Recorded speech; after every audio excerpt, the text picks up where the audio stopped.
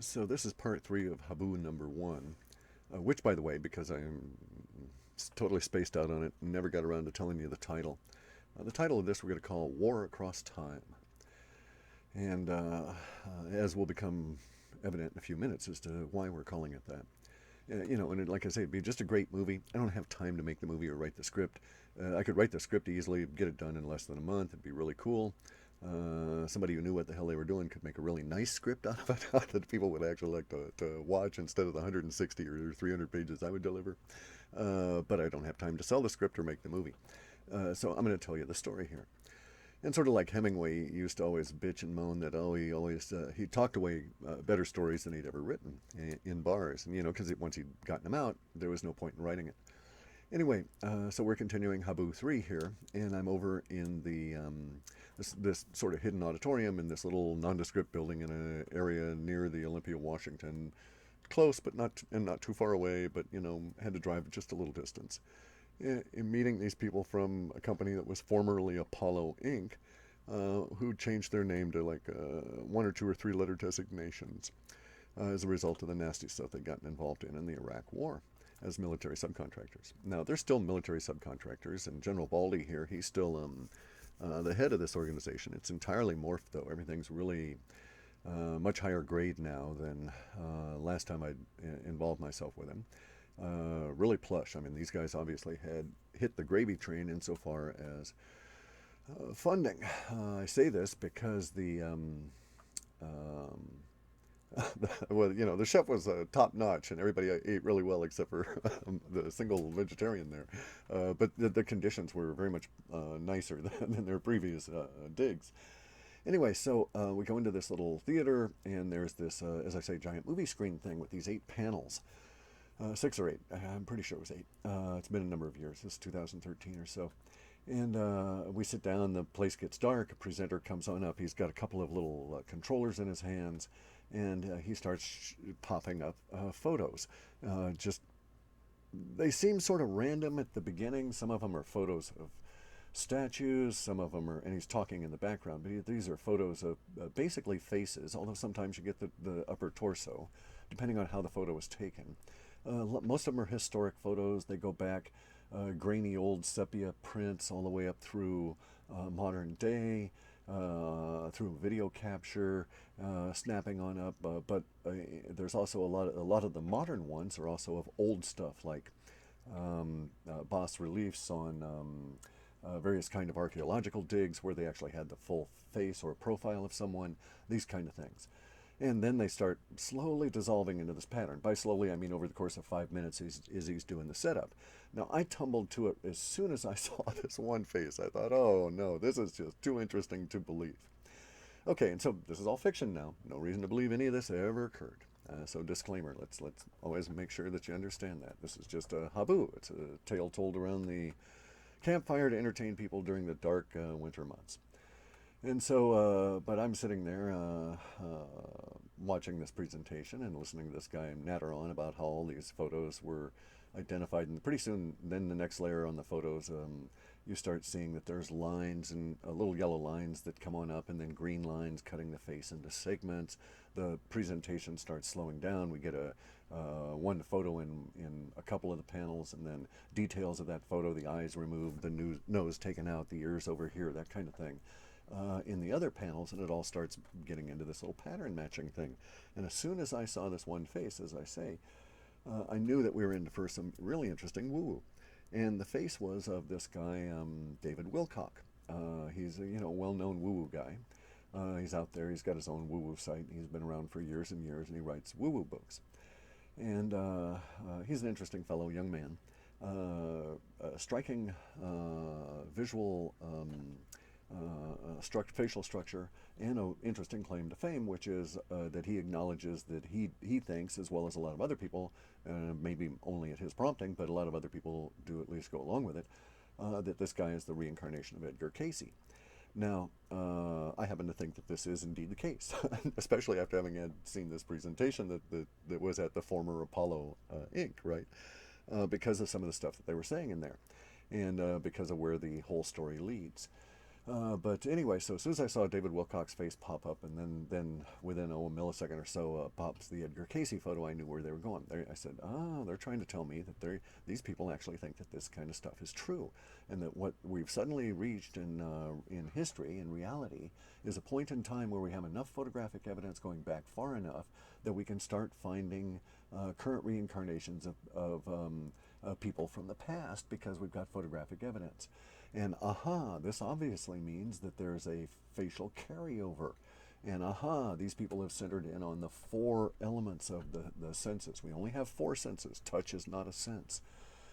So we've got our sight, our sound, acoustic picker-uppers, our olfactories, and our taste. The taste we can't really see, but there is an expression within the mouth structure that is carried over from that element as well.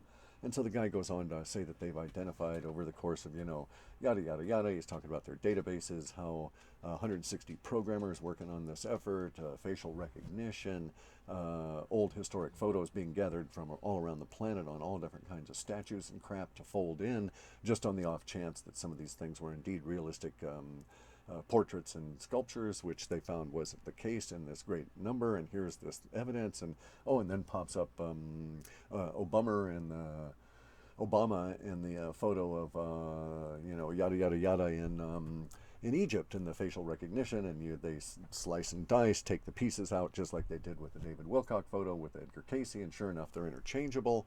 They match up to this level of precision that's quite interesting, and so on and so on. Now, it dawned on me, of course, as when I see all this, that we're probably all of us being scanned at that point and photos taken.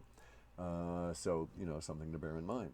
And then it also dawned on me as a programmer, now I see why they're trying to recruit these guys, because that's really what it turned out to be, was really sort of a recruiting session, and General Baldy was trying to see if he could sort of hook me in and get me to go and work for him, because I come up with interesting ideas, especially on design patterns and pattern recognition and pattern matching. And also they were kind of hoping that maybe there was a linguistic component that they could involve themselves in as well, once it got down to a personal little discussion about what was potential there. But in any event, so the presentation was kind of cool. And so they're going on and on and on about this kind of stuff. Bear in mind, this is all fiction. No reason to believe any of this stuff ever occurred. And so anyway, they talk about Wilcox specifically. And then they show all of the interchangeable bits and pieces and how it all fits, and actually how it's related to some of the people in his current social circle, and then the past social circle of Edgar Casey, and how those things kind of connect. Now, the presenter didn't provide any of the whys. He didn't go into why any of this stuff exists. It just was more of a factual, mechanistic discussion of that, it appears, this seems to be, we suppose, it is alleged, you can make the conclusion that, and then talks about all these connections between people that are currently alive and what they're doing, and people in the past. And but basically, if one was astute enough, you could form these conclusions as I had, that, well, hey, what they're doing is there's got to be a reason that the powers that be are putting so much money, and believe me, this was a serious amount of money for our little burg here that I happen to be in, with this nondescript building. Serious amount of money being put into the resources that provided to keep all these people happy while they do this, and they also were settling in for a long endeavor. And so it dawned on me, oh, well, hey, there's got to be a reason that, they're hunting and want to be able to do this facial recognition at this particular level of, they call them elemental phenotypes. And by that they mean our sense organs and how they display. Now, let's digress here for a moment and go back to a weird experience I had, which was can be categorized as the typical enlightenment experience, where you get there's the blinding flash of light, everything is connected to everything else, and you get to see your basically past and future lives. One thing that really hit me in that moment, when your universal self, it's called in the Buddha tradition, when that was revealed to me, was that, oh, well, I look kind of like I do now. And it turns out to have been rather interesting, because now I know why that is the case, and that we have a tendency from life to life to life to life to use our same template, and so at age 60 now, I look like I looked at age 60 in all my other previous lives, with minor variations. Variations can include skin color, but not usually racial type. It changes over time. But there's a lot of damn lives involved. So the carryover is when you're presented with this experience in the enlightenment process, you get these like images of all of your past lives going from the most recent all the way back, very much in a perspective fashion, in the sense that you get to see them all winding all away from you. But you can zoom in and look at individual ones should you care to during that instant or moment of the whole process. So it was, at least that's how I experienced it. Anyway, so and I've read literature about other people being presented similar views of their past incarnations and how they all commented about that too. And if you in some of the drawings I've seen where people have described it and artists have rendered it, they show the individual with only slight variations going back. So it's a rather common understanding. And so, poor me, I'm not going to look any better in my next life than I do this life. So I'm pretty well screwed that way. Anyway, so that having been said, so I can see what's going on here. It's like, oh, they're making a lot of assumptions. They've got, now they're getting down to the gnat's ass in pattern matching. They wanted to do things like be able to, there's 160 plus muscles that they cared about, subdivided into all these groups that are related to all of the sensory apparatus. And so they're concerned about the little muscles under the eyes, the muscles that twitch the nose, and raise your snout up, that kind of thing. And they wanted to get down to a very fine level of pattern matching on this. And they'd actually gotten to the point where they were discussing. See, what this was basically, come on and play with us with this really cool project. And here's where a section where you could work, or this kind of thing. This is what we'd. They were asked a few questions like, how did they propose to, attach or attract, attack this particular kind of a problem that you were bound to encounter, etc. And so they went into some level of detail in their thinking, and because we'd all signed, ain't gonna blab statements when we went on in, and you could tell these are the kind of people that if you did blab, you would just simply probably disappear. Now I'm not blabbing because this is all a fictional story, and I'm not describing anything that is going to cause anybody any problems. Facial recognition is out there and it's being used extensively. I always thought it was being used for, basically, oh, well, we've got a, FBI 10 most wanted list. Didn't realize the 10 most wanted list ran across time. See, my thinking is on this, and again, here's the woo-woo part, here's the end of our little story at the moment, really, is that what's going on is that Faction A and the powers that be has suddenly come across the idea that, oh, geez, we can track our enemies that were our enemies 1,000 years ago into this life, because you don't incarnate from you don't die in one life and then come back 12 days later or 40 days later or 200 days later. Sometimes you may depending on how much of a bastard you were and how much energy you put out, how much you have to rebuild, it might take you 1,000 years. So, this might be Obama's most recent incarnation after being, Emperor or Pharaoh, whose was it back there in Egypt 2,000 years ago. That kind of thing, right? And with Wilcock, well, he's here now, but Edgar Casey didn't cause that much problem, right? So he's reborn relatively quickly. And you also have to know, from my perspective, how it is to be human. So I found all this quite acceptable. I knew there were only 4 senses, and that was one of the questions they got into. Is why didn't they care about things like the cheek muscles and various different other things in their pattern, and they don't understand. That's when I knew. Oh, I wasn't going to do it anyway. I'm tired of that level of programming, and the secrecy shit always really annoyed me. It was interesting. Conjecture to think about doing it, and consider some of the problems that they had. But I know why they don't care about the cheek muscles and all this kind of thing. It's because the things that transit over time are your 4 senses that we keep in our heads, which are these like subsystems. So, but these people I was dealing with had no idea why they come to some accurate conclusions. I grant them that after laboriously, after a lot of heat transfer. But they had no idea as to why this was occurring. And if they'd understood the why, it would have made a lot more sense. They could have been a lot further along. And I'm not going to bother to tell them. They don't exist anyway. This is all a fake story. But we needn't go there on this. But what was interesting was I could see what was going on in a background. And that is that the powers that be have a war across time going along here, where they're using our current happenstance of having several, nearly over a century of photographic evidence going back, and now is also they're taking in statues. So we've got going back 3, 4, 500 years where we were doing realistic statuary and so on and portraiture, and so they're folding those in. And they've also now the one of the guys I guess is going to go and try and do 3D modeling off of perspective inaccurate known portraits, where the artist just wasn't that good. And so you get a goofy looking human, but the human that they were replicating was well enough endowed with money in their age to be able to pay for a portrait. And it happened to be rare, so these guys figured to be able to use it. And they're also doing things like applying the same sort of thing to Mayan and other relics, because there's no even though you don't reincarnate in a different race and so on, there's no reason to suppose that you're going to reincarnate in anything close to the same culture. It probably happens frequently on those people that cycle fairly frequently for their own reasons. But some of these big ass people within the powers that be, they've got all this energy out there, so their recycling rate in the whole karmic scheme of things is a little bit different than the guy who's working on his progression and not bugging people. So anyway, so here we are with the war across time, and it's very interesting because undoubtedly we're going to start seeing the disappearances, and we'll just let it go with that.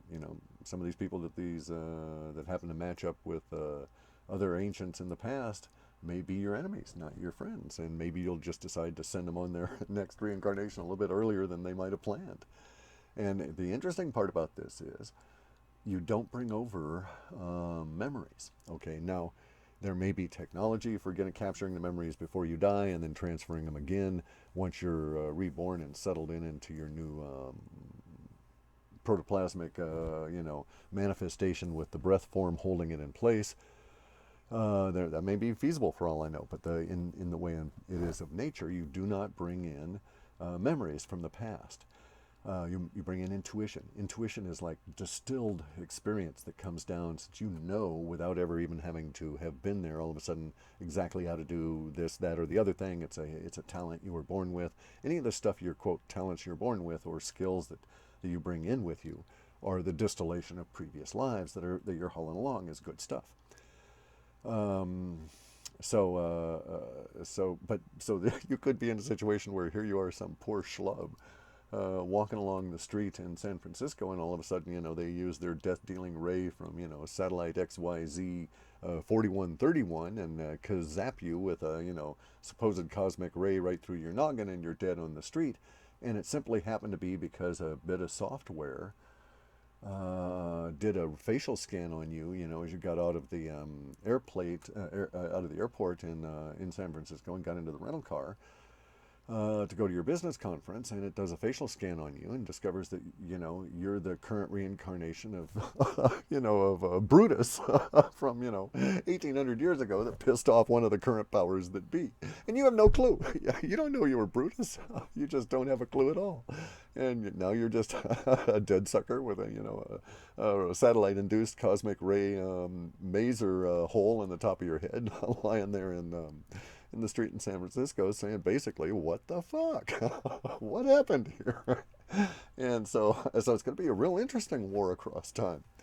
Um, so I actually I put a little bit too much too much time into this, so I'm going to have to let the woo-woo part about the channelers go for another time, and just upload the haboo for everyone's amusement here before the weekend runs out. I actually have my dishes done today, but I've got a lot of other work I've got to get to. So that's the story so far, guys. And so go and check out the this meme that you'll see floating around. So and so was so and so in the past, and look, here's the photographic evidence, and so on and so on. You'll find it's quite a wide meme on the internet, and of course it relates to my fictional story here. 100% fiction. No reason to believe any of this ever happened. Everybody have a good weekend, and into this next week. It's going to be interesting. Bye, y'all.